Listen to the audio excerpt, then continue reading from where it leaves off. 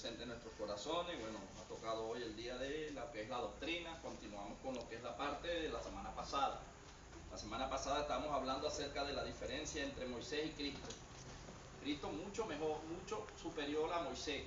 Aunque Moisés no fue malo, fue un hombre que Dios escogió, pero hay cierta diferencia entre los que viven en la ley, por Moisés, que fue dada la palabra de Dios, y mientras los que ya hallamos la gracia y los que vivimos en el favor de Dios.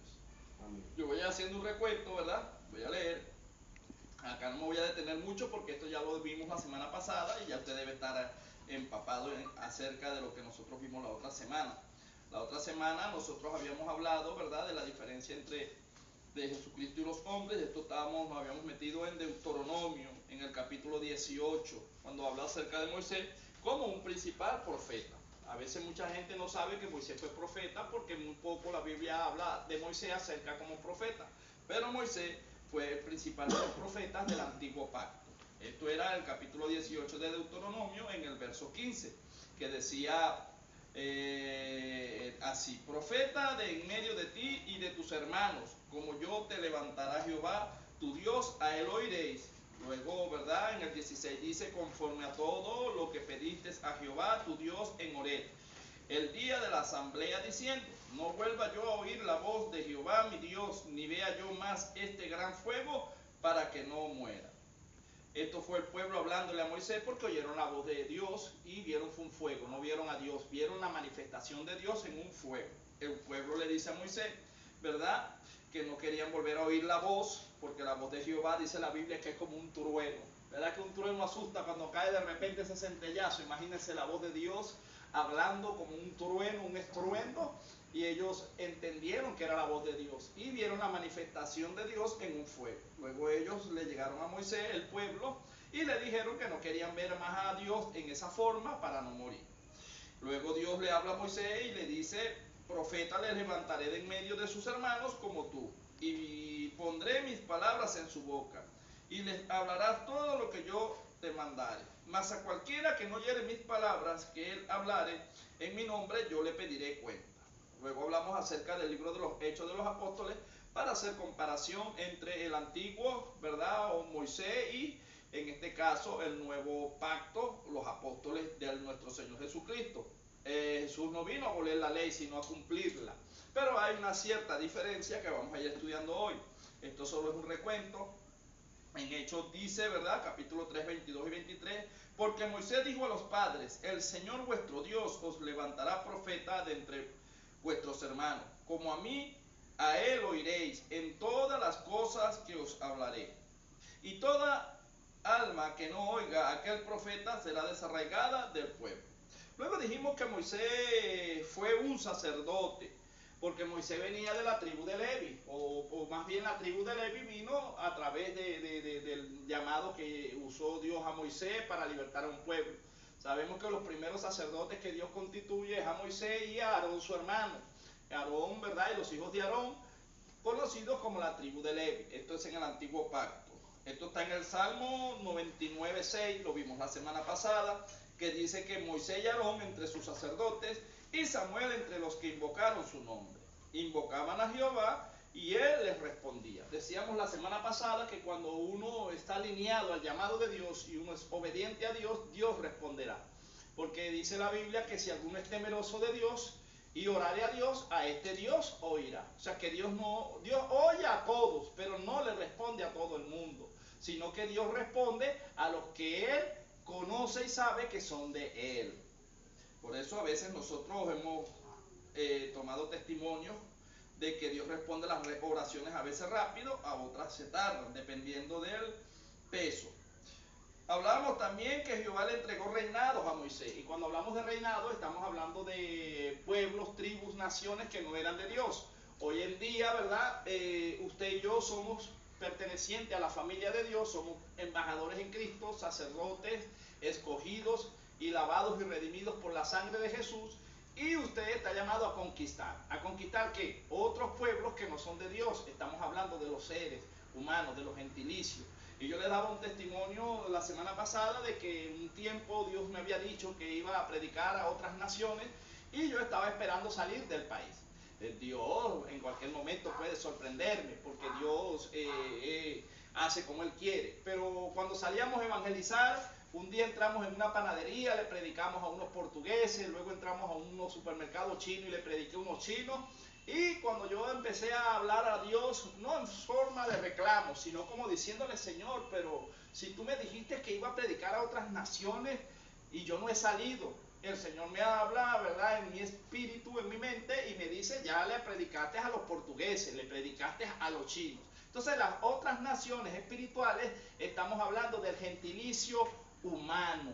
O sea, si usted nace en Portugal, usted es portugués. Si usted nace en Italia, usted es italiano. Si usted nace en Estados Unidos, usted es gringo. Entonces usted no necesita salir de fuera de Venezuela para predicarle a otra nación. Porque aquí en Venezuela hay bastante gringo, bastante italiano, bastante portugués. Entonces Dios lo puede mover a usted y llenar un lugar y que aquellas personas que no son de Venezuela oigan el sermón que está dando usted a través del Espíritu Santo, y usted le está predicando a todas las naciones. Claro, como colonia, la colonia portuguesa, la colonia española son otros países. Entonces no hace falta, pero uno cuando apenas le hablan de que Dios lo va a llevar a uno a predicarle a otras naciones, lo primero que uno se le viene a la mente es pasaporte y voy para afuera. Porque lo vemos desde el mundo de nosotros, desde el mundo visual. Pero bueno, es bueno y Dios nos puede sacar, también es válido. Pero quizá también puede ser que Dios nos vaya a presentar en el camino una colonia portuguesa, como dice mi hermano, que de repente tengamos que ir a la colonia Tovar, ¿verdad?, a hacer algún trabajo, y ahí hay alemanes, y tengamos que predicarle, bueno, a diferentes colonias, y usted no salió de Venezuela, pero usted le está predicando a otras naciones, por cuanto ellos tienen otra cultura, tienen otra lengua, pero usted puede ser ese vaso. No es necesariamente salir fuera de Venezuela para predicarle a otras naciones. Sí, porque la gente que cuando hablan de naciones está hablando de la tierra, no es la tierra, es las personas que le han llevado la palabra. Exacto. Pero las personas están aquí y estás predicando a otras naciones. Exacto. Otra lengua que tú ni la conoces. Exacto. Entonces qué tremendo, ¿verdad? Cuando empezamos a ver desde el ángulo y la perspectiva de Dios, no la nuestra, porque nuestra visión es corta, más la de Dios es demasiado extensa. Nosotros habíamos leído en Deuteronomio 3, capítulo 3, versos 4 al 7. No lo voy a leer porque esto lo leímos la semana pasada. Hablábamos luego, ¿verdad?, de que hubo una alianza, ¿verdad?, en algunos aspectos. Moisés fue llamado por Dios. Porque Moisés vivía en Ur de los Caldeos. Abraham es el de Ur de los Caldeos.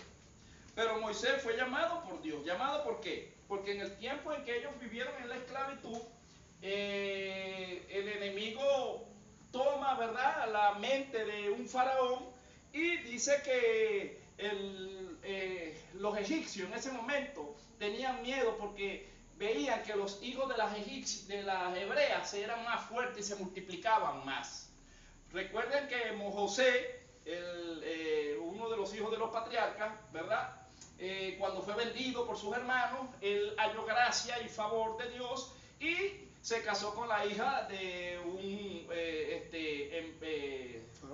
faraón. Y él adquirió, ¿verdad?, posesiones, y luego él trae al pueblo de Israel y vivieron quietos y reposadamente mientras José vivió y mientras vivió ese faraón. Pero después que murió el faraón y murió José, dice que el pueblo era perseguido, era oprimido, porque tenían miedo. Entonces, pero Dios permitió eso, ¿por qué? Porque el pueblo era desobediente, hermano. Y una de las cosas que tiene Dios para castigar la maldad del hombre es que nos entrega en manos del enemigo. Más Dios no olvida el pacto, pero como quien dice, los voy a meter un ratico en una disciplina. Y a Dios, bueno, una disciplina de 430 años hay que verle la cara. A lo mejor serían 5 minutos para él. Sí, pero y ellos orando y Dios no los oía. Hasta que en verdad llega Dios y le dice a Moisés, ¿verdad?, he oído el clamor del pueblo, porque se han humillado.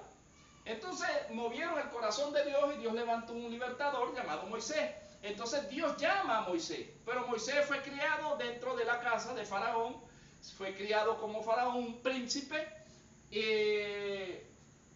Vean las diosidades de Dios. Dios llega y está Ramsés, y Moisés en su tiempo, estoy hablando de Ramsés, el hijo de Ramsés, el padre mayor, Y nosotros vemos allí que después que Moisés se entera de que él era hebreo, el pueblo no lo quería porque él siendo hebreo, él no tiene la culpa de que su madre lo metió en una canastilla, lo mandó por el río, usted sabe ya la historia, ¿verdad? Dice que sale la mujer ese día, la hermana de Faraón, y vio aquella canastilla calafateada y vio un niño hermoso y lo agarró para ella. Entonces las mismas diosidades van y buscan a una mujer que, recuerde que en ese tiempo mataron muchos niños y esas mujeres tenían leche en los senos, entonces mandaron a buscar una hebrea que se hiciese cargo de Moisés. Bueno, resulta que era la misma mamá de Moisés la que se encargó de ser la nodriza, a la vez era la nodriza y la verdadera madre. Qué tremendo es Dios, ¿verdad? Que le puso la misma mamá, y quién mejor que ella para criarlo, para verlo crecer, pero en casa del palacio de Faraón. Entonces cuando viene Moisés, ¿verdad? Ya restaurado por Dios y llamado por Dios, Dios lo usa para libertar a un pueblo. Entonces Moisés podemos decir que fue llamado por Dios, mientras que Cristo fue enviado. Una cosa es ser llamado y otra cosa es ser enviado por Dios. Porque Cristo, Colosenses, dice que cuando viene el Hijo de Dios en el Espíritu, se hace carne, a los suyos vino, mas los suyos no le recibieron. Estamos hablando que es la misma esencia de Dios. Usted no ve que Génesis dice, porque Dios conoce los tiempos, a Dios nadie lo puede engañar ni lo puede burlar, porque Dios es el tiempo y Dios todo lo conoce. Antes de que las cosas pasen, ya Él las sabe. ¿Será que Dios no sabía que Adán iba a pecar en el huerto? Sí sabía. Dios sabía muchas cosas, hermano. Solo que en los misterios de Dios, a medida que vayamos avanzando en la doctrina, vamos a entender por medio de la palabra cómo trabaja Dios y para qué trabaja Dios de esa manera. Entonces, ¿verdad que cuando Dios dijo hagamos al hombre a imagen y semejanza nuestra? Varón y hembra los creó. ¿Será que Dios Padre y Jesucristo como Hijo en la segunda persona, y el Espíritu Santo, ¿verdad? Como la tercera persona de la deidad, de la Trinidad, cuando estaban formando todo, dijeron, hagamos al hombre a imagen y semejanza? No habían hecho el hombre. Pero ¿por qué Dios dice hagamos al hombre a imagen y semejanza de Dios? Porque ya Dios estaba profetizando que en el tiempo, pasando muchos años, miles de años, vendría Cristo, que es Dios pero en forma de hombre. Entonces, no es que nosotros somos como Dios, es que Dios se hizo como nosotros para redimirnos. Qué tremendo, ¿verdad? Qué hermoso. Eso lo veíamos la semana pasada en la carta de los Hebreos. Jesucristo no se hizo ángel para salvar a los ángeles que se rebelaron arriba, pero Jesucristo, o el ángel de Jehová, se hizo hombre para restaurarnos a nosotros, para rescatarnos a nosotros. O sea que usted y yo somos esencia y por heredad pasamos a ser hijos de Dios. Porque Dios creó todas las cosas, mas no todas eran hijas. Y hay hijos primogénitos, pero la Biblia habla de unigénito. Hay una diferencia entre primogénito y unigénito. El primogénito es el primero de muchos, ¿verdad que sí? Y el unigénito es que es el único, no hay más. Entonces Jesucristo no es el primogénito, Jesucristo es el unigénito, Hijo de Dios, único y perfecto en todos los aspectos como se le mire. Pero nosotros, ¿verdad? Encontramos una herencia porque somos hermanos de Jesús en el mundo espiritual, y Él murió y somos herederos y coherederos con Él. Conocemos que Jesucristo es la diestra de Dios, la mano derecha, y que en el hueco, y dijo Isaías que en el hueco de la palma de Dios, de la mano de Dios, estábamos escondidos. Entonces quiere decir que cuando crucificaron a Cristo, crucificaron al Padre también al cuerpo, porque el Padre, el Espíritu Santo habitaban en Cristo. Crucificaron la carne y Jesucristo, como la mano derecha, como la diestra de Dios, le perforaron la mano a Dios, le metieron el clavo ¿a quién? A Dios en el hueco, y la iglesia está escondida en la mano de Dios. Por eso es que tenemos que pasar por la cruz, tenemos que aceptar el pacto, porque es un pacto eterno. Si el que no acepta el pacto de Jesús en la cruz ya ha sido condenado, porque es el mayor pacto que Dios ha hecho con cualquier, en todos los ámbitos. Es un pacto eterno, hermano. Por eso es que nadie es salvo por obra, para que nadie se gloríe, sino por la gracia, por el favor no merecido, por eso se llama gracia, no merecíamos ese regalo, pero Dios, que es bueno en gran manera, le plació darnos la vida eterna por medio de un gran sacrificio, el sacrificio de Jesús. Eso lo hablábamos la otra semana, ¿verdad? Hablamos de que Cristo también fue un sumo sacerdote. Y había una diferencia. ¿Cuál es la diferencia esta? La diferencia es que terrenalmente cada año el pueblo de Israel era reelegido por un sumo sacerdote de entre los levitas. Él era el sumo sacerdote y entraba una vez en el año para la expiación de los pecados. Hablábamos que los levitas eran los únicos que tenían el acceso a tener lo que llamábamos pergaminos, papiros o las escrituras, a lo que llamamos la Torá. La Torá está compuesta de libros proféticos, poéticos, profetas mayores, profetas menores, Pentateuco, que es conocido los primeros 5 libros de la Biblia, ¿verdad? Los primeros 5 libros se le atribuyen a Moisés. Esos libros Dios se los dio a Moisés, le habló por medio del Espíritu y Moisés los escribió. Son los primeros 5 libros. Hay un 6º libro que es prácticamente la secuencia de Moisés, que es conocido como el libro de Josué, porque Josué fue instruido a los pies de Moisés. Así como Pablo a los pies de Gamaliel, Josué fue instruido a los pies de Moisés. Moisés representa la ley, Moisés representa un trato, dice que la ley fue para encerrar todo en pecado, mas la ley no salva, porque la ley lo que te hace es ver que tú estás fallando, pero la ley no te salva, la ley más bien te condena. Aunque la ley es buena, es santa y es justa, nosotros somos los que transgredimos la ley y la ley nos mata. Pero en lo terrenal, cuando nosotros vemos la sombra de lo que no era, ¿verdad? Todo se hizo visible. Dios constituye autoridades, constituye leyes. Eso está en el libro de los Romanos. Todo fue salido de acá de la Biblia. Y cuando nosotros vamos terrenalmente a un juicio o a un tribunal, ¿verdad que la ley no es mala? La ley nunca ha sido mala porque es pesada en una balanza. Mala son los que quizás están terrenalmente en puestos específicos y se corrompen, pero si nosotros en verdad le metiéramos la ley, le cabe 2 veces la condena, porque no es lo mismo la condena para alguien que no es funcionario a que un funcionario transgreda la ley, porque usted es funcionario, es conocedor de la ley y usted está para hacer velar la ley, entonces le cabe doble sanción. Ahora, espiritualmente, cuando somos hijos de Dios, nosotros conocemos lo bueno y conocemos lo malo. Ahora, nosotros podemos hacer el papel de buenos, ¿verdad? En cuanto a la ley, cumplidores de ella, o podemos hacer lo que hacen los corruptos, que porque tienen posición, abusan del poder, pero la Biblia dice que no en vano está el que lleva la espada, porque sobre uno alto siempre habrá uno más alto. Entonces, sobre un juez, que es la máxima autoridad en un tribunal, hay uno más alto, que fue el que lo delegó ahí y lo puso allí. Eso lo vemos cuando Jesús le habló a Pilato, que dice que Pilato le preguntó, ¿verdad?, que cuál era su falta, que no veía falta en él, pero que él tenía la potestad de dejarlo libre o de condenarlo. Y Jesús automáticamente le dijo, ninguna ley o nadie que tenga un peso en la tierra lo tuviera si mi Padre antes no lo autoriza allá en arriba en los cielos. Entonces aún los jueces corruptos están aprobados por Dios, porque ellos están allí, ¿verdad?, para hacer cumplir la ley, pero si ellos la transgreden, no se preocupe, que terrenalmente quizás no hay quien les ponga mano, pero allá arriba hay uno que en lo que les meta la mano, ¿quién los librará? ¿Verdad? ¿Quién librará a un juez de esos corruptos cuando lo agarre el juez de jueces?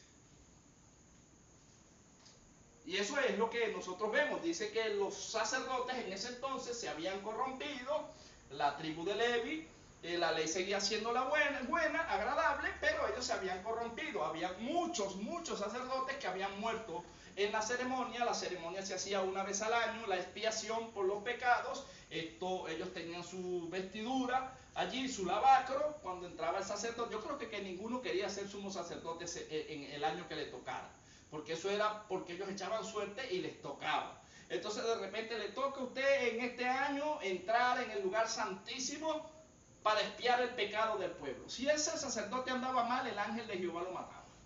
¿Y quién pasaba allá a buscarlo? Pues, por eso le amarraban un mecate en la cintura y una campanita. Mientras ellos caminaban, la campanita iba sonando. Plin, plin, plin. La gente júbilo y gritaba, Jehová nos ha perdonado. Cuando dejaba de sonar la campanita, el pueblo se ponía triste, porque sabía que si Jehová no perdonaba al sacerdote era porque estaba mal el pueblo con Dios y venía juicio. En la muerte de un sacerdote dentro del lugar santísimo quería decir que ese año venía juicio de parte de Dios. Si el sacerdote salía ileso, el pueblo se alegraba porque era una señal de que estaban caminando conforme a Dios. Pero eran más los sacerdotes que morían allá adentro que los que salían. Pero fíjate como un principio. Entraba uno y si ese año lo hicieron bien, quedaban a salvo. Pero al salir comenzaba otra vez el proceso de cero. Pasaba otro exacto, pasaba otro sacerdote, nunca quedaba el mismo. Ellos iban pasando, iban rotando en el orden ceremonial. Pero eso lo vemos después, ¿verdad?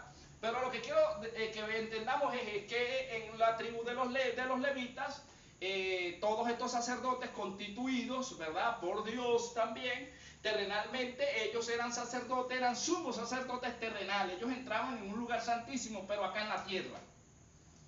Porque Dios mandó a Moisés a hacer un templo, ¿verdad? Visible, y era una réplica de lo que estaba allá arriba. Pero ¿quién sacerdote de aquí abajo podía llegar allá arriba? Ninguno, hermano.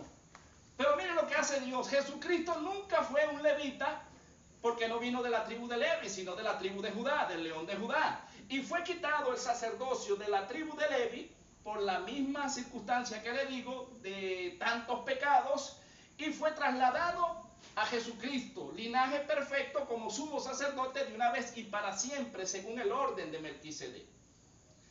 Pero Jesucristo terrenalmente nunca fue un sumo sacerdote como fueron los levitas, que entraron en el lugar santísimo para expiación del pecado. Jesucristo entró de una vez y para siempre en el verdadero santuario. ¿Sabe dónde? Allá arriba. Porque después que Él al tercer día resucita de entre los muertos, dice que María lo ve, que Él se hace visible, y cuando la mujer lo iba a tocar, le dijo: mujer, no me toques porque todavía no he subido a mi Padre. O sea, no había presentado la ofrenda. Jesucristo se presentó allá como el Cordero de Dios que quita el pecado del mundo. Y cuando Él llega allá, todos los ancianos, dice el apóstol Juan en Apocalipsis, se postraron y empezaron a adorarle y a decir: santo, santo, al que vive y al que viene y al que ha de venir por los siglos de los siglos. Y se le coronó y se le dio un nombre que es sobre todo nombre, Jesús, en el cual nosotros tenemos perdón de pecado y echamos fuera demonios. Entonces, lo que hizo Jesucristo fue algo glorioso. Ya no hay más ningún otro sacerdote después de Él. Por eso los levitas ya dejaron en la gracia de ser levitas. Ellos todavía siguen siendo levitas en la tribu de Israel terrenal, el Israel terrenal, porque ellos no han aceptado a Jesús como el único y suficiente Salvador. Solamente unos pocos que han sido trasladados a la gracia, que son conocidos como judíos mesiánicos porque creen en el Mesías.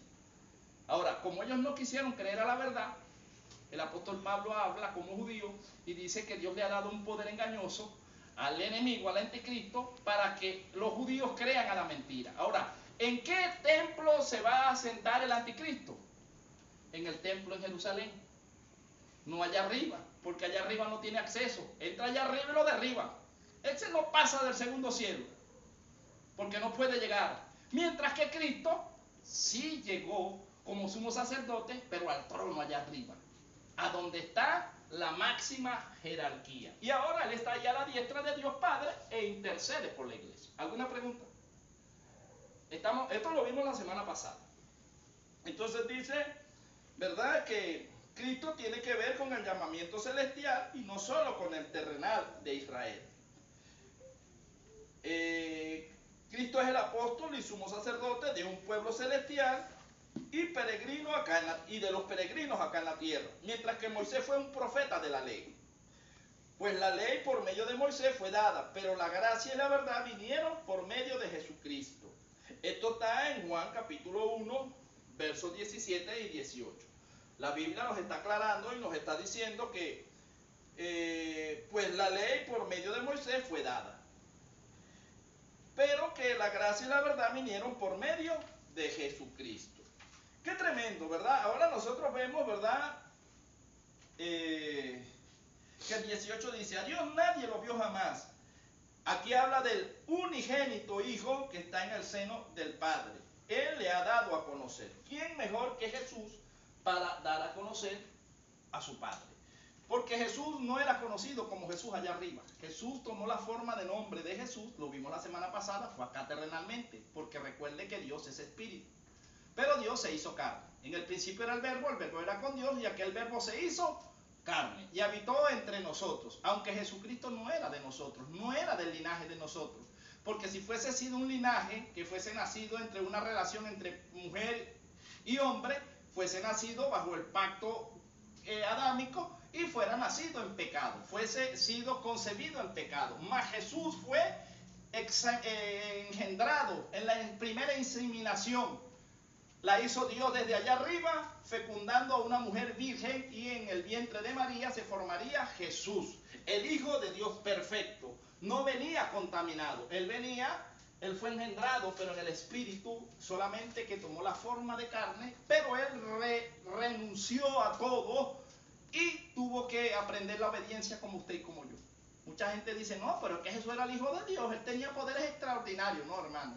Él se sujetó, aprendió la obediencia, también sintió dolor, sintió frío, fue tentado en todo, mas no pecó. Porque él ya conocía y él había visto al Padre.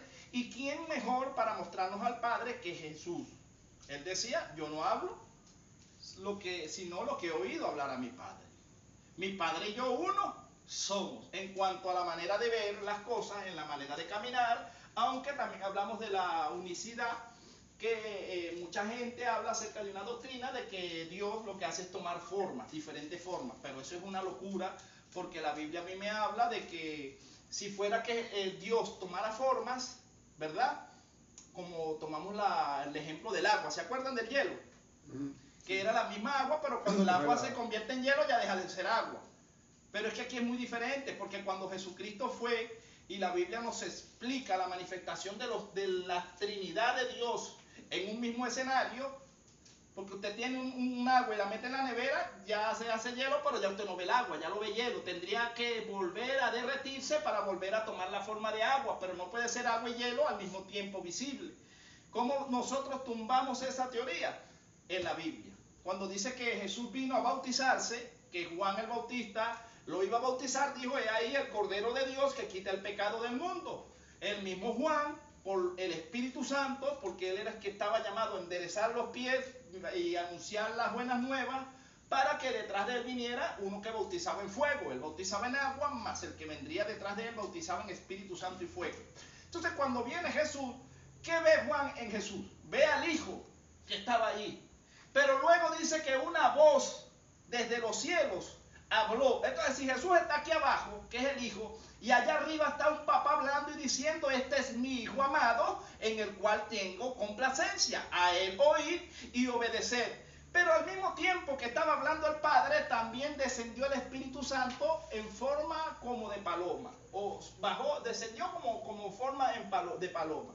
Entonces se vio la manifestación del Padre hablando, del Espíritu Santo descendiendo y del Hijo de Dios bajando a las aguas. Entonces ahí se cae la teoría de la unicidad, no, de que Dios cambia de forma. No, pero es que nada más cuando en Génesis, cuando él dice al sexto día, hagamos al hombre a imagen y semejanza nuestra, todos somos iguales. Yo no he visto uno por ahí con un ser humano con un rabo, con una broma ahí, con las orejas grandotas, así, o sea, con 8 ojos, ¿no? Es una sola forma. Ahora, ¿es un mismo Dios? Sí, porque es único.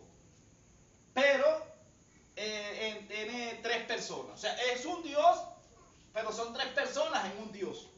Por eso que cuando tomamos el ejemplo de la mujer y el hombre, dijo, la mujer y el hombre cuando se casen y se unan, ya no serán más 2 carnes, sino una. Pero cuando usted está con su esposa, ustedes siguen siendo 2. Aunque sean uno solo, porque tienen que andar de acuerdo.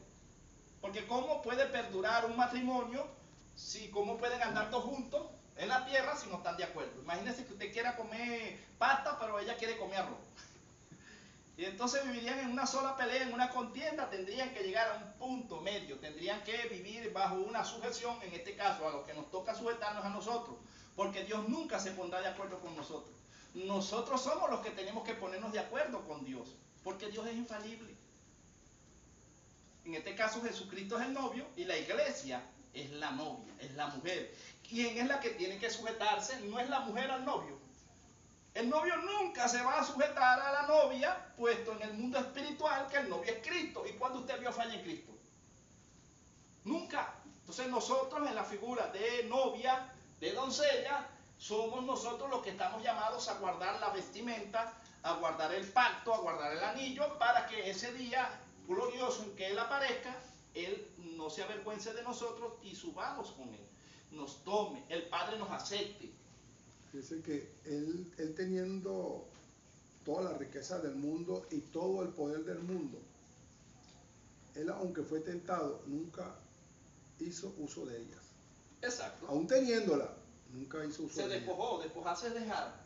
Sí, pero él tenía, él cuando abría la boca lo escuchaban y venían pues. Claro, por la santidad que tenía.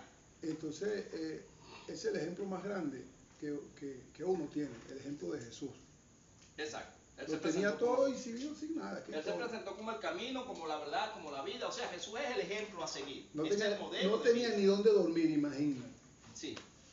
Entonces vean, Cristo también es mayor en su ministerio, en el ministerio. Cuando vemos a ver el ministerio de Moisés, fue muy bonito, fue hermoso, fue respaldado por Dios, pero el ministerio de Cristo fue mejor.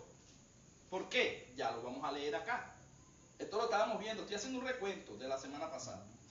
Dice, Dios afirma que Moisés fue fiel, igual que Cristo. Esto está en Números capítulo 12, verso 7. Dice, no así a mi siervo Moisés, que es fiel en toda mi casa. En Hebreos capítulo 3, verso 2 dice, el cual es fiel al que constituyó, como también lo fue Moisés en toda la casa de Dios. Ahora, ¿hay una diferencia entre Moisés y Cristo? Sí, vamos a leerla. Moisés pecó, Cristo no. Moisés fue llamado, Cristo fue escogido, fue enviado. Mientras que hay llamados, hay enviados. No es lo mismo un llamado, porque el llamado es que tú lo llamas a trabajar. Mientras Dios llamaba a gente para trabajar, a Cristo fue enviado porque vino de arriba hacia abajo. Mientras nosotros somos llamados de abajo para trabajar arriba, Cristo fue al revés. Cristo venía de arriba y descendió, pero luego después volvió y subió. Qué tremendo, ¿verdad? Así como el caso, cuando usted le toca predicar en algún lado, usted es llamado a predicar, mas no es enviado. Exacto. Dice aquí Moisés fue un siervo, ¿cierto? Siervo es aquel que le trabaja a alguien.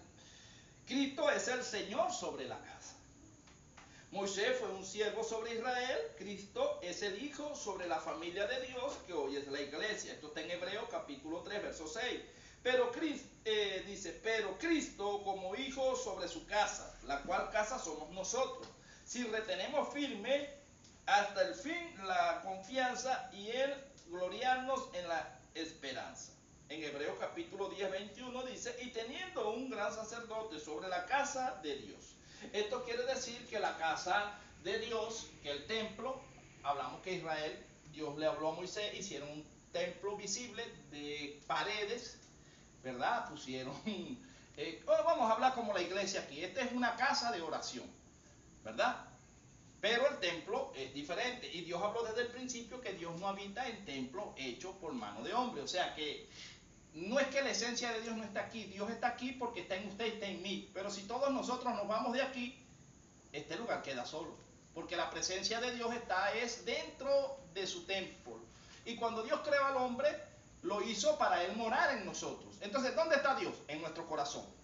¿Dónde debería estar Dios? ¿Allí sentado en una silla ahí? ¿O debería estar dentro de mí? Dentro.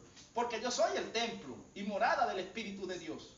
Entonces a veces hay manifestación del poder de Dios porque hay gente que no tiene el Espíritu, que no han pactado, que no han hecho la promesa de Dios y por ende el Espíritu de Dios no puede habitar en ellos.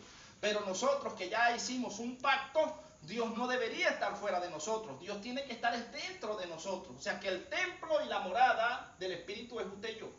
Entonces no lo contristemos y usted y yo somos nuestros propios sacerdotes, no dependemos de un pastor, no dependemos de un maestro, no dependemos de un profeta, porque ya el Espíritu Santo se nos fue dado para que Él sea la guía. Y no hay nadie mejor que nos guíe que el Espíritu antes que un hombre. Porque dice que hombres son ciegos guías de ciego. Porque si un hombre está ciego y el otro que lo sigue es ciego, ambos caerán en el hoyo. Pero el Espíritu no, hermano, es infalible. Pero depende de usted y de mí que no se contriste, porque Él es nuestra guía. El Espíritu Santo es la tercera persona. Mientras Jesús dijo, os conviene que yo me vaya, si no, no vendrá el Espíritu Santo y hará vida en vosotros. Porque Cristo estaba por fuera, era la manifestación de Dios en carne, mientras que cuando Cristo murió, Cristo dijo, no me van a ver más en carne, como me están viendo ahorita, pero mejor aún, mi Padre y yo vendremos y haremos vida dentro de ustedes con el Espíritu. Entonces a veces queremos ver más por lo visible y no entendemos que mejor es lo que no vemos, pero que está interno. Porque usted algo que está exterior, usted lo ve, visible. Pero algo que está interno, ¿cómo lo ve? Entonces Dios es espíritu y Dios no lo vemos, pero lo sentimos. ¿O no lo sentimos? A Dios lo sentimos. A Dios lo sentimos cuando hay un quebranto, cuando hemos tenido un problema, lloramos, sentimos la fortaleza de Dios. Esto quiere decir que Dios está en nosotros, que Dios habita en nosotros y que solamente usted y yo debemos cuidar, ¿verdad? Que el templo de Dios no sea profanado. Sí, pero es una cosa, hay personas que están haciendo lo malo, ¿verdad? Entonces ellos se arrodillan, ¿verdad? Entonces resuelven el problema, vuelven a hacer lo malo, se arrodillan, resuelven y no se dan cuenta que ahí quien está actuando es el maligno, que lo está yendo por el camino que no es, porque si hacen lo malo y se arrodillan y supuestamente Dios lo escucha y lo saca del problema, lo vuelven a hacer y Él lo vuelve a sacar del problema y ellos creen que están haciendo las cosas bien ante Dios, pero la están haciendo mal. Mira, hay debilidades y hay pecados. Hay debilidades que Dios sabe y nos conoce y no nos desecha, porque si no Dios fuera desechado a David cuando David pecó. Dios no desechó a David, pero le metió en un proceso. Y eso que fue una sola vez. Sí, pero lo metió en un proceso. Entonces Dios nos mete en un proceso. Sansón también Dios no lo desechó, porque Dios después a última hora, después que lo procesó, le dio la fortaleza para que él derribara las columnas y se vio la gloria y el poder de Dios. Entonces todos los hombres que fallaron, ¿verdad? A Dios, Dios nunca los desechó. Pedro lo negó, pero Dios tampoco desechó a Pedro, sino que lo metió en un trato fuerte, en una disciplina, y él soportó la disciplina. Ahora veamos algo. La Biblia es clara y la Biblia dice que si nosotros pecaremos porque el enemigo nos tentó y nos descuidamos, en un descuido, lo que llamamos un desliz, poderoso es Dios para volvernos a levantar, porque si el justo cae 7 veces Jehová le levantará. Pero esto es si nos descuidamos. Una cosa es descuido y que el enemigo nos gane una ventaja, y otra cosa es practicar el pecado. La Biblia dice que el que practica el pecado es del diablo. Practicarlo es hacer todo siempre, continuamente, sabiendo que está mal, pero no le importa. Ya ahí no está Dios, ya ahí está es la propia concupiscencia, la naturaleza caída, y el espíritu, si era que estaba allí, puede ser que esté contristado. Porque el espíritu es el que nos da fuerza. Porque el espíritu nos dice, y es tan sensible que él nos dice, no me metas por ahí que es malo. Pero nosotros, no, pero yo me voy por ahí, yo creo que no es el espíritu, es por aquí. Él se contrista. Y es allí cuando dejamos de sentir esa dirección de parte de Dios. Es una intuición. Dios en espíritu es un instinto. Es algo que usted no conoce, pero usted presiente. Y usted no sabe cómo se le fue revelado, pero se le fue revelado porque hay una fuente divina, porque hay una conexión con el Padre. ¿Estamos allí claros? Entonces, vemos nosotros que Israel es el pueblo, ¿verdad? El pueblo de Israel es la familia terrenal de Dios. Jesucristo nacería de los judíos y de la tribu de Judá. Esto lo hablamos la semana pasada. La iglesia es la familia celestial. Tenemos que tener presente que la familia de Dios siempre se caracteriza por la fe, la que vincula al pueblo de Dios como el verdadero. Tanto como el Antiguo Testamento como en el Nuevo, Dios siempre nos va a hablar acerca de lo que es la fe. Los que somos engendrados por fe y no por vista. Ambos pactos, porque estamos hablando del pacto bajo la ley y el pacto bajo la gracia. Entonces yo de aquí en adelante sí vamos a empezar, que fue donde habíamos quedado la semana pasada. Dice, fue un resumen, hasta aquí quedamos. Dice así. Esto está en Gálatas capítulo 3, verso 7. Gálatas capítulo 3, verso 7 dice: Por eso Gálatas, ¿verdad? Dice, Gálatas 3:7 dice, llamad hijos de Abraham porque es el padre de los que creen. Sabed por tanto que los que son de fe, estos son hijos de Abraham. Esto está en Gálatas capítulo 3, verso 7. Luego también tenemos en Romanos capítulo 4, 17. Romanos 4, 17 dice así, como está escrito, te he puesto por padre de muchas gentes delante de Dios, a quien creyó, el cual da vida a los muertos y llama las cosas que no son como que si fuesen. Estas dos cartas, tanto como Gálatas como Romanos, fueron escritas por el apóstol Pablo, pero inspirado por el Espíritu Santo de Dios. Él está hablando acerca de Abraham y Dios le dio una promesa a Abraham y dijo, en ti serán benditas todas las naciones de la tierra. Dios le habló en el pasado, pero como Dios conocía el futuro, Dios le habló en futuro y dijo que de dos pueblos, de dos naciones, Cristo derribaría la pared que los separaba, uniendo a dos naciones en una. ¿Cómo es esto? Bueno, los judíos, que son del pueblo de Dios, que son mesiánicos, que creen en Cristo, y los que no teníamos esperanza, los gentiles, que somos usted y yo. Cuando Cristo viene y hace el pacto, ya Cristo no está viendo que si este es judío o que si este es gentil. Lo que nos une a nosotros es un mismo Padre, un mismo Hijo y un mismo Espíritu. Entonces todo el que confiesa a Cristo pasa a ser el Israel, pero el Israel espiritual, el Israel que es de Dios. Porque hay un Israel que no es de Dios, hermano.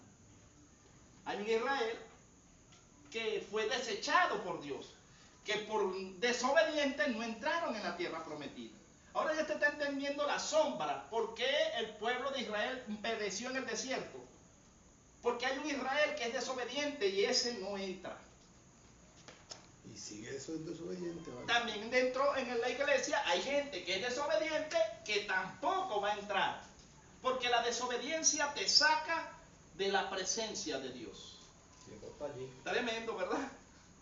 No, que estamos, sí, pero Dios no sigue cambiando, Dios no cambia, en Dios no hay mudanza, ni hay sombra de variación alguna. Dios se manifiesta. Ahora veamos. Moisés fue un siervo en tanto que Cristo fue el Hijo. Esta declaración sugiere que el ministerio del antiguo pacto en el Antiguo Testamento fue de esclavitud y dado esclavitud y servidumbre, en tanto que el ministerio de Cristo bajo el nuevo pacto es de libertad y gozo. La ley del Antiguo Testamento se llama yugo de esclavitud. Esto está en Gálatas capítulo 2, verso 4. ¿Quién lo? Bueno, yo lo leo aquí. Ya.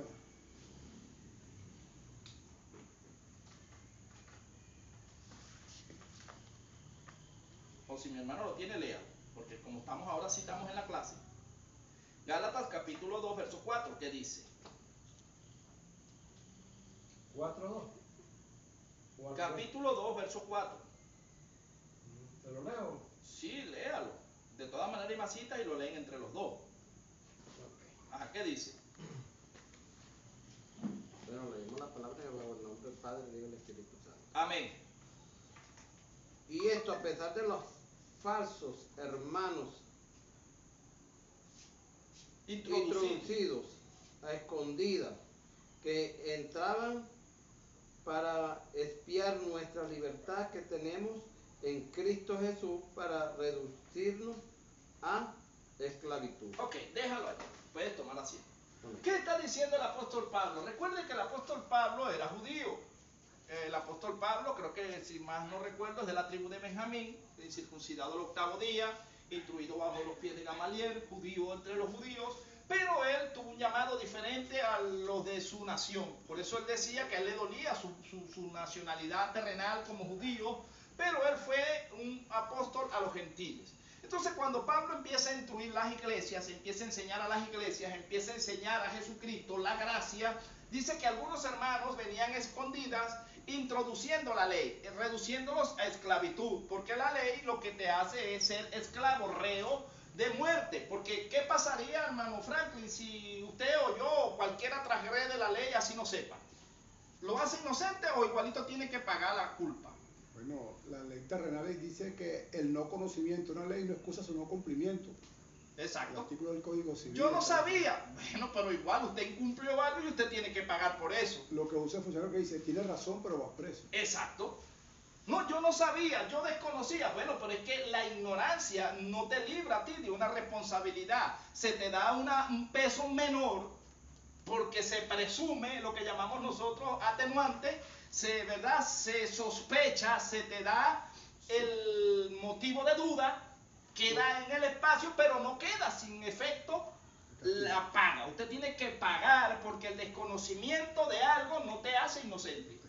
Supuestamente. Entonces la ley espiritual, la gente dice, no, yo peco, yo no sabía. El que usted no conozca la ley de Dios no lo hace a usted libre de la condenación que viene.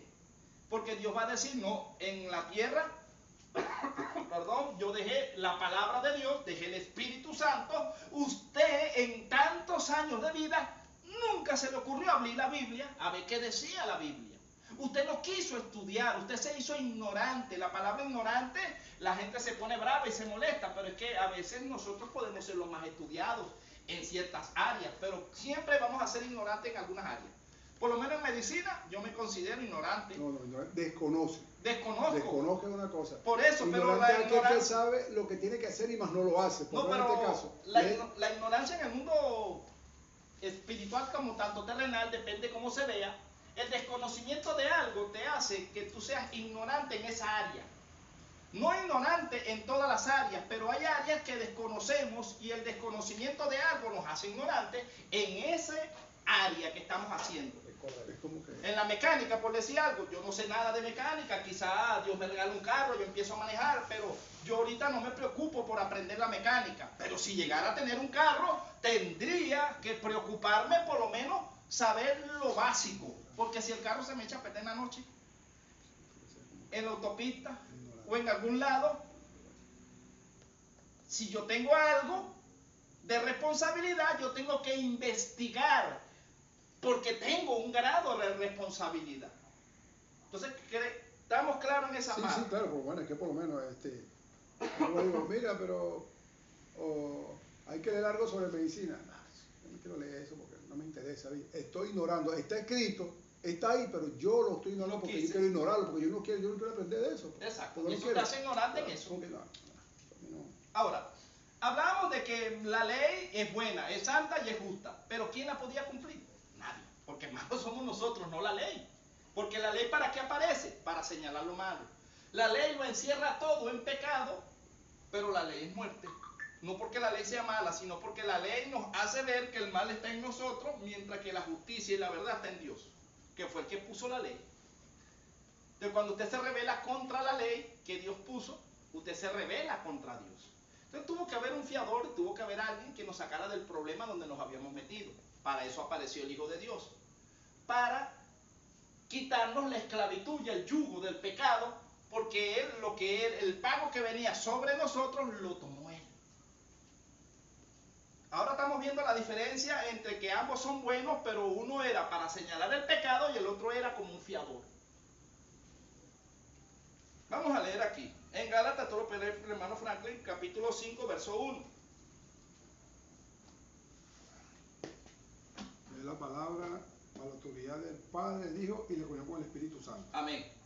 Está pues firme en la libertad con que Cristo nos hizo libres y no tenéis otra vez sujetos al yugo de esclavitud. Ok, déjelo ahí. ¿Qué entiende usted ahí? Está pues firmes en la libertad que ¿quién? Cristo. nos Y hizo Cristo es libres. la gracia. Pero si yo desconozco y anulo a Cristo el sacrificio y me voy a la ley, estoy anulando el sacrificio de Jesús. Que el sacrificio es mayor Claro. que la ley. Pero hay gente que anula el sacrificio de Cristo. Y se queda con la ley. Entonces, ¿cómo? Usted ya va, pero ellos están en la iglesia. Pero Dios le dijo a Israel, el terrenal le dijo, ustedes de labio me honran. En la iglesia a veces hay gente que de labios honran a Dios, pero sus hechos lo niegan. Hermano, hay que amar a Dios. Dios es amor.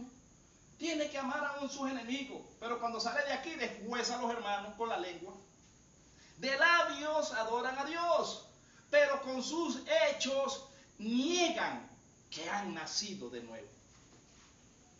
Pues es que dice, matar al viejo hombre, matarlo, matarlo. Entonces, yo creo que más claro, imposible. Entonces, ahora nos vamos a meter más adentro.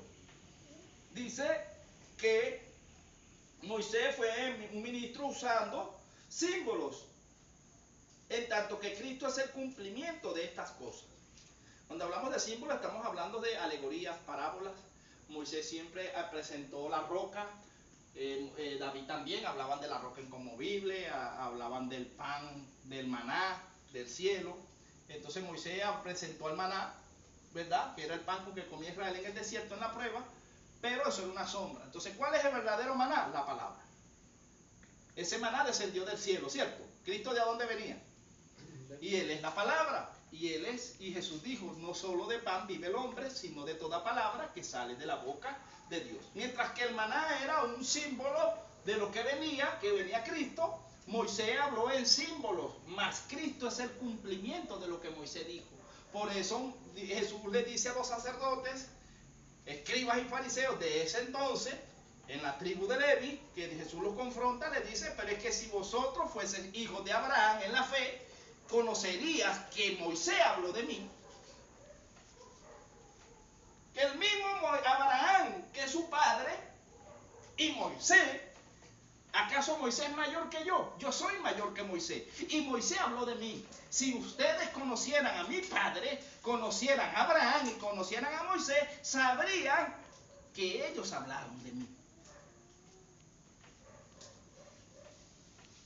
Qué fuerte, ¿verdad?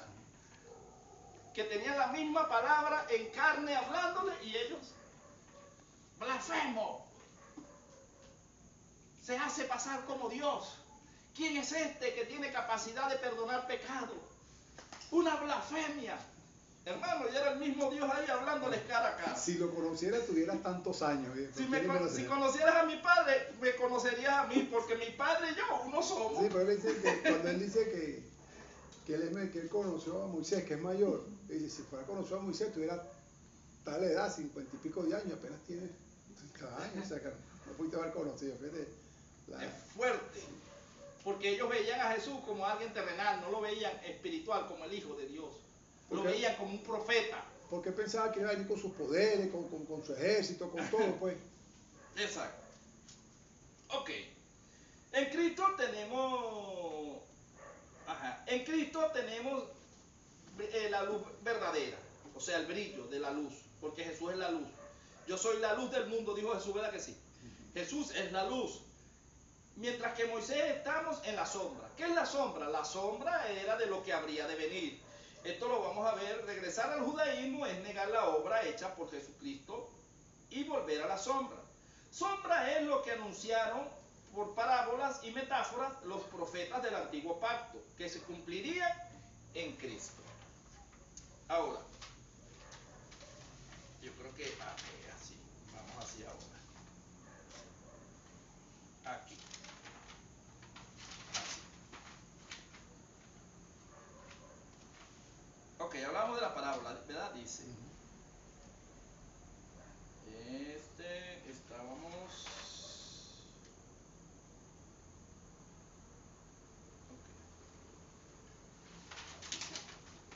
Aquí sí. El Israel terrenal. Dios promete descanso al pueblo de Israel, pero no entraron en ese reposo debido a la desobediencia que surgió de la incredulidad. Esto lo leemos en Hebreos capítulo 4, verso del 1 al 8. ¿Quién lo busca allí? Hermano, el pecado que Dios no perdona, uno dice que la blasfemia del Espíritu Santo no te deja entrar al cielo, pero la incredulidad tampoco. ¿Del 1 al 8? Sí. ¿Tiene ahí, hermanito? ¿Lo lees? ¿Ya lo tiene? Bueno, sí. La incredulidad no deja entrar a la gente, hermano. Hebreos de 1:8. Capítulo 4, verso del 1 al 8. Capítulo 4, verso del 1 al 8. Ok. Bueno. Ajá, ¿qué dice? Bueno, leo la palabra o el nombre del Padre, el Hijo y el Espíritu Santo. Dice así. temamos pues. Temamos pues, no sea que permaneciendo aún la promesa de entrar en su reposo, alguno de vosotros parezca no haberlo alcanzado, porque también a nosotros se nos ha anunciado la buena nueva como a ellos, pues Pero no les pero aprovechó. no les aprovechó en oír la palabra, por no ir acompañada de fe en los que la oyeron. Déjalo ahí. Ya. Vea, vamos a estudiar este versículo. Porque también a nosotros, el escritor de los Hebreos dice, porque también a nosotros se nos ha anunciado la buena nueva, que son buenas noticias, como a ellos. Pero no les aprovechó el oír la palabra. O sea, a ellos no les aprovechó el haber oído la palabra, porque la fe viene por el oír y el oír la palabra de Dios. ¿Y qué es lo contrario a creer? La incredulidad. Entonces la incredulidad, hermano, nos saca del reino. Ahora vea, él dice, por no ir acompañada de fe en los que la oyeron. O sea que no nada más yo tengo que oír, sino que también tengo que activar la fe. Porque cuando Dios está hablando a través de alguien, me voy a meter yo para no meter a nadie en problemas. Quizás yo estoy dando un mensaje acá dado por el Señor y el Señor me está mostrando cosas, yo estoy hablando, quizás unos lo toman, unos agarran las palabras y unos se conectan con Dios, pero quizás siempre habrán dos o tres. No, ese es el hijo de Esmeralda, la peluquera, ¿qué de Dios lo va a estar usando? Ese es el mismo. No están creyendo a la palabra que está siendo anunciada y eso se llama incredulidad y eso lo saca automáticamente del reino. Porque no están pesando ni están considerando la palabra que es de arriba porque están viendo el vaso, mas no están viendo que simplemente nosotros somos los vasos de barro, pero que el poder y la excelencia es de Dios y que es la palabra de Dios la esencia para que nosotros podamos ser transformados. Porque Dios llama las cosas que no son como que si fueran. ¿Y qué es la fe? Pues la certeza de lo que se espera y la convicción de lo que no se ve. Porque hay creyentes que dicen primeramente, como Tomás, ver para creer. Pero si usted no cree, no puede ver. No sé si usted me capta. Hay gente que dice, hasta que yo no vea, no cree. Usted es un incrédulo, porque usted primero, para poder ver, tiene que creer antes. Porque si usted no cree, no ve. No sé si me expliqué. Pues veo a William así como que...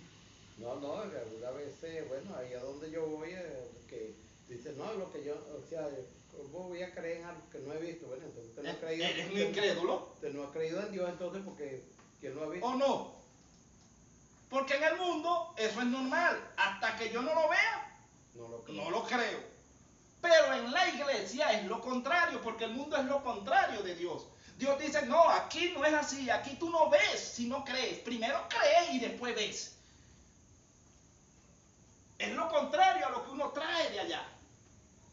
Y mucha gente no ve, no tiene, porque no cree. La palabra es dada, la bendición viene y Dios usa al profeta, pero la incredulidad que está en la persona al oír la palabra no viene acompañada de fe y por lo tanto no recibe lo que se le fue enviado. Fíjate cómo el padre de mentira ajustó muy bien esa frase. Ve para creer. Y lo que quiso decir yo es, cree para que vea. Pero como él cambia todo, ¿ve cómo la cambió? Y suena bonito. Porque hay gente que no recibe lo que Dios le dijo. No, es un falso profeta, no se dio lo que dijo. No, es que lo que tú oíste no le añadiste fe. Como no creíste, no recibiste. Pero la palabra fue enviada de lo alto, Dios envió la bendición, pero tu negatividad, tu incredulidad hicieron que la bendición se alejara. ¿De quién es la culpa? ¿Del que predicó o del que no creyó? Bueno, terrenalmente, del que predicó. Terrenalmente, porque la gente no, pero espiritualmente. Fue el que no creyó. Creyó. Bueno, por ahí no recuerdo dónde que... Se están cayendo las... donde... Allí por ahí hay un versículo que le dice que fuera a salvar a su hija que estaba muy... O sea, enferma. Que estaba enferma. Y entonces le dice, no, pero es que ella está sana. Creo que le dijo, Señor, ¿verdad? Le dijo Jesús. Y después, no, pero es que si tiene fe, ¿verdad? Ella está sana. Lo primero que Jesús decía era: ¿qué quieres que haga? No por causa de que no podía hacerlo, sino por la incredulidad que había en ellos. ¿Sí está o...? ¿Qué quieres que haga? Recibir sanidad. Recíbela. Fíjate pero ¿Qué quieres que haga? fíjate la humildad tan grande, pues, que uno poco a poco va entendiendo en el caminar del Evangelio. No sé cómo la gente se olvida las cosas. Que es como dice Jesús: yo vine a servir, no a que me sirviera. Fíjate, ¿qué quiere que yo hiciera? Todo el poder que tenía. Y él le decía: ¿qué quieres que yo haga? O sea, dime y yo te hago. Con razón él dejó escrito: todo lo que pidáis en mi nombre al Padre. Si lo creyeres, lo recibirás. Si lo creyeres, dice. O sea que lo de nosotros es creer. Amén. Pero somos incrédulos a veces. Ahora mire el 3, que estamos en el mismo capítulo, ¿verdad? En el verso 3 dice: pero los que hemos creído entramos en el reposo, de la manera que dijo: por tanto juré en mi ira, no entrarán en mi reposo, aunque las obras suyas están acabadas desde la fundación del mundo. Porque en cierto lugar dijo así del séptimo día. El séptimo día es Cristo, el día de reposo es Cristo. Y reposó Dios de todas sus obras en el séptimo día. Génesis capítulo 2, verso 2, ¿quién lo puede leer? Génesis 2, verso 2. Ajá. La palabra o la autoridad del Padre, del Hijo y en compañía del Espíritu Santo. Amén. Y acabado Dios en el séptimo la obra que hizo, y reposó el día séptimo de toda la obra que hizo. Ok, déjalo ahí. Ahora, vean. Jesucristo representa un nuevo comienzo, porque entra un periodo de gracia, la ley termina encerrándolo todo hasta el séptimo día. Hasta el sexto día, hasta el séptimo día Dios creó todo y la ley expulsó, sacó, encerró todo en pecado. Luego viene Cristo, que el número 8 significa un nuevo comienzo, un nuevo día. Entonces amaneció la esperanza para nosotros que no teníamos esperanza. Porque cuando no teníamos a Cristo estábamos sin esperanza, Muerto. sin fe, sin consuelo, muertos en delitos y pecados. Una vez aparecido, Dios dijo: yo voy a reposar todo mi obra en el séptimo día en Cristo. Todas las cosas fueron creadas por Él y para Él. Todo fue hecho en Cristo, está todo ahora. La plenitud está de la deidad está en Cristo, pues Cristo es lo que vino y se sacrificó y pagó el alto precio, y ahora Cristo tiene un nombre sobre todo nombre. Entonces, ¿cuál es su reposo? No es Cristo. Amén. Entonces ya no hay día de reposo como en el antiguo pacto. En el antiguo pacto ellos el día de reposo era el día sábado. El sábado, los conocemos como el séptimo día, como los adventistas. Ellos están bajo la ley, no es que sea pecado que ellos anden bajo la ley. Ellos pueden elegir entre andar en la ley o en la gracia, ambas son de Dios. Solo que si tú decides irte a la ley y cumplir la ley te va a matar. Porque ¿quién cumple la ley? ¿O quién la cumplió? Sí, pero ¿quién la puede cumplir ahora? Nadie. Cristo fue el único que pudo cumplir la ley.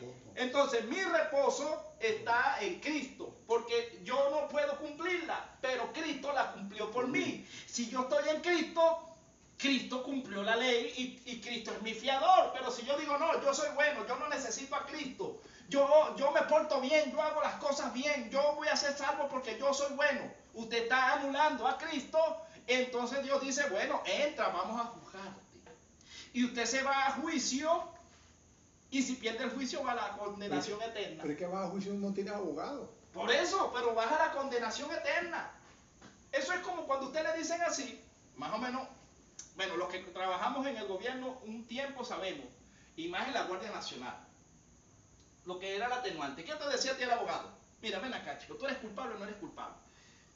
No, yo no soy culpable, pero mira, ven acá. Está estipulado bajo el Código Orgánico Procesal Penal y bajo la ley establecido en aquel entonces, pues no sé si cambiaron, de que toda pena mayor de 5 años usted tiene que pagarla estando encarcelado. Pero si su pena pasa de 5 años hacia abajo, usted, se considera culpable, usted le rebajan una tercera parte de la pena, usted queda pagando. Si usted le resta y usted, cuando le viene a ver la sentencia, usted tiene 4 años y medio, usted queda libre, bajo libertad condicional.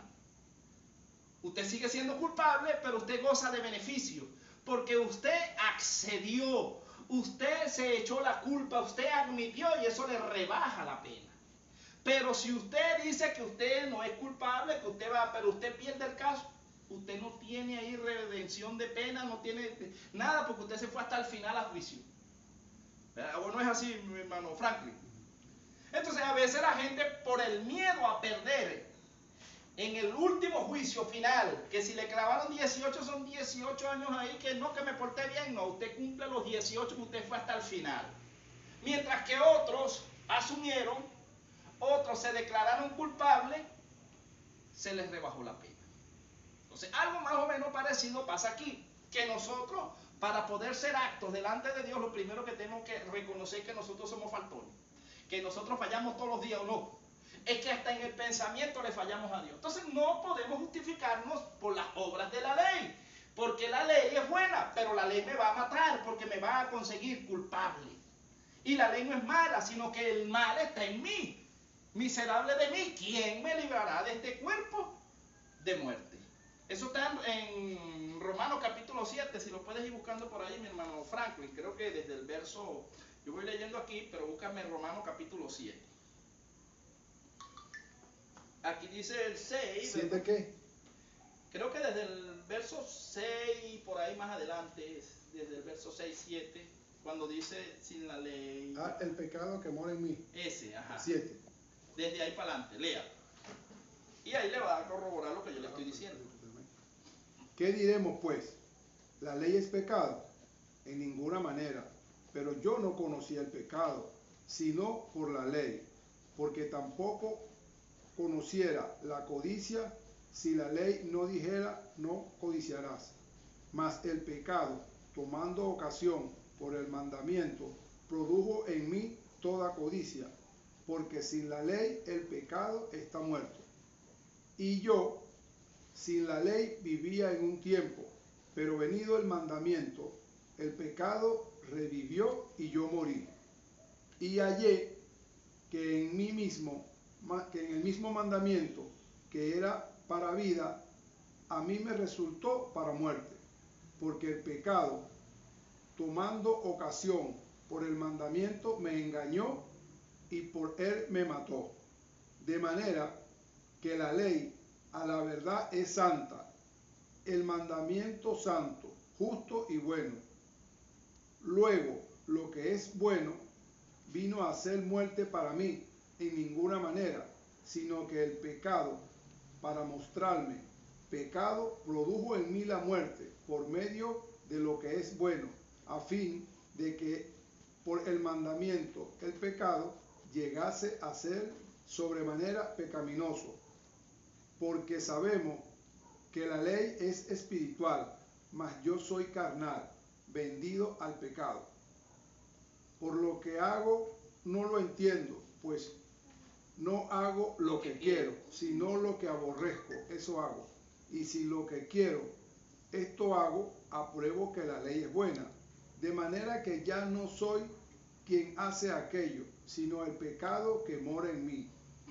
Yo sé que en mí, esto es en mi carne, no mora el bien, porque el querer el bien está en mí, pero no el hacerlo.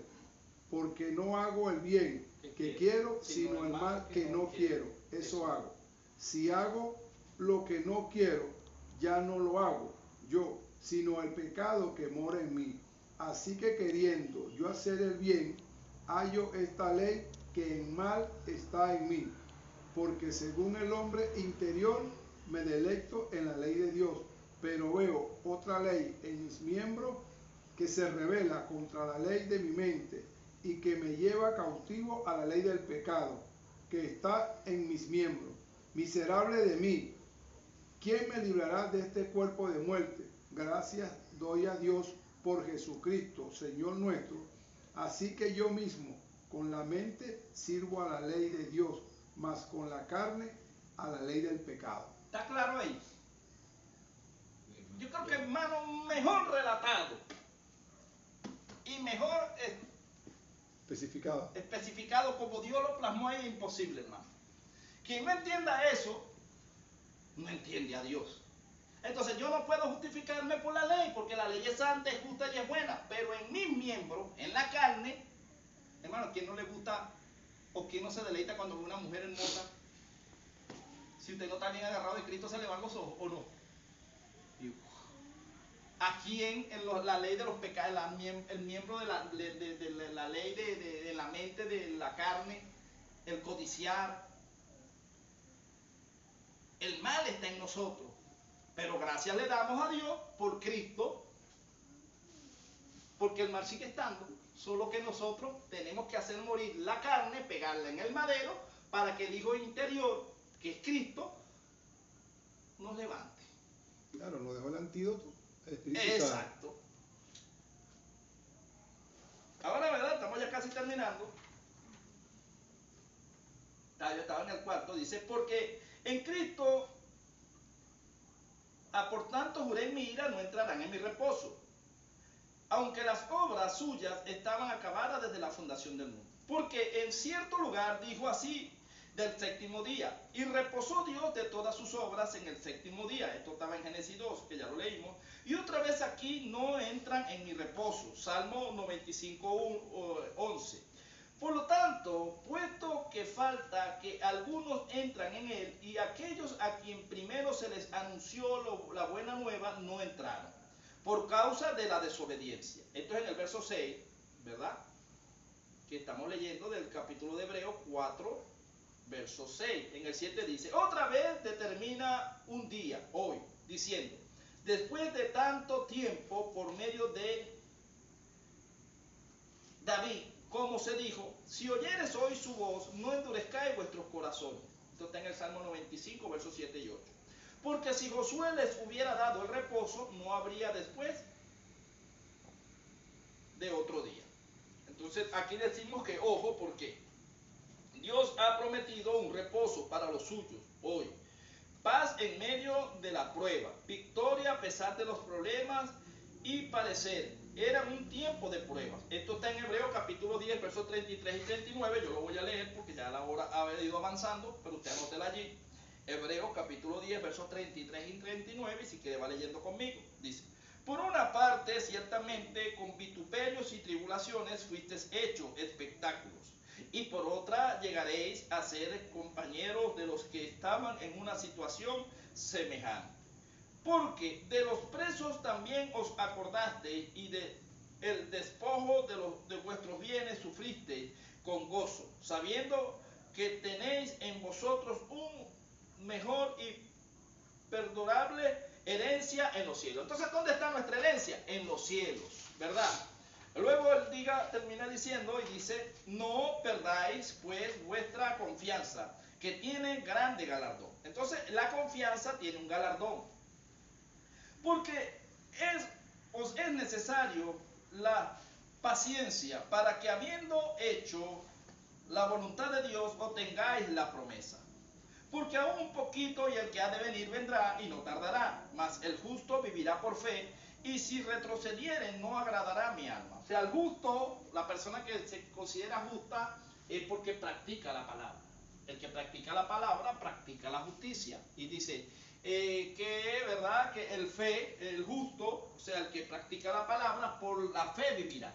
Y la fe es lo que le decíamos al principio, es algo que no vemos, pero sabemos que el que lo prometió lo ha de cumplir. Y él dijo que vendría, ¿verdad que sí? Hay creyentes que dicen, no, desde que yo estoy escuchando que Cristo viene. No, desde mis abuelos. Pero él dice que un poquito más y no tardará, sino que él cumplirá su promesa. Él termina diciendo, pero nosotros no somos de los que retroceden para perdición, sino de los que tienen fe para preservación del alma.